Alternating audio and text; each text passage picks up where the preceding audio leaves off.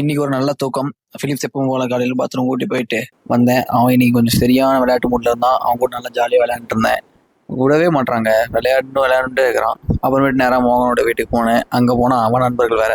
அவன் சைக்கிள் எடுத்து காத்தடிக்கிற மாதிரில காமெடி பண்ணிட்டு இருந்தான். பட் பம்பு புஞ்சிருச்சு. சரி சொல்லிட்டு பைக்கிலே கிரவுண்டுக்கு போயிட்டோம். போய் எப்பவும் போல பேட்மிண்டன் விளையாட ஆரம்பித்தோம். நல்லா தான் போயிட்டு இருந்துச்சு.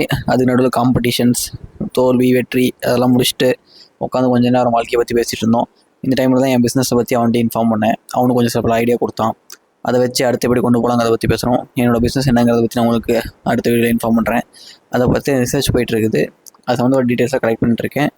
அதெல்லாம் முடிச்சுட்டு அவங்க கூட கொஞ்சம் பேசிகிட்டே வாக்கிங் போயிட்டு நல்ல ஒரு வியூவை பார்த்துட்டு நேராக வீட்டுக்கு வந்தேன். பட் வந்த உடனே போய் பால் வாங்கிட்டு வா அப்படின்னு சொல்லி அனுப்பி விட்டாங்க. போய் பால் வாங்குறதுக்கு எப்போ போல அந்த வீட்டுக்கு போய் பால் வாங்க போனேன். அங்கே ஒரு கண்ணுக்குட்டி இருக்காரு, அவர் நம்ம பையன். அடுத்து பாட்டிக்கிட்டு பால் வாங்கிட்டு நல்லபடியாக அந்த இடத்துல இருக்க வியூவெல்லாம் பார்த்துட்டு இருந்தேன். இந்த மாதிரி ஒரு இடத்துல ஒரு சொந்த வீடை கட்டி வாழணுங்கிறது என்னோட ஆசை. கண்டிப்பாக ஒரு நாள் நடக்கும், நடத்தி காட்டுறேன். அடுத்து நேரம் மெடிக்கல் போயிட்டு டாகுக்கு, அதாவது ஃபிலிப்ஸுக்கு ஒரு போன் வாங்கினேன். வாங்கிட்டு வீட்டில் தங்கச்சி வந்து குல்ஃபி வேணும்னு சொல்லி கேட்டா. ஸோ போய் குல்ஃபி செக் பண்ணேன். 2 ஃப்ளேவர் இருந்துச்சு, 2லேயுமே வாங்கிக்கிட்டேன். அடுத்து வீட்டுக்கு தேவையான பால்லாம் வாங்கிட்டு வந்தேன். எனக்கு இதில் வந்து அந்த ரவாடிங்கிற ஃப்ளேவர் தான் பிடிச்சிருந்துச்சி, நல்லா இருந்துச்சு. அப்படியே ஃபிலிப்ஸ் கொஞ்சம் கொடுத்தேன், அவனும் நல்லா சாப்பிட்டான். சாப்பிட்ட கையோட வேலையெல்லாம் முடிச்சுட்டு போனையும் கொடுத்தேன் அவனுக்கு. அவன் அப்பாடா நிம்மதியா அப்படின்னு சொல்லிட்டு போயிட்டான். நாளைக்கு பார்க்கலாம்.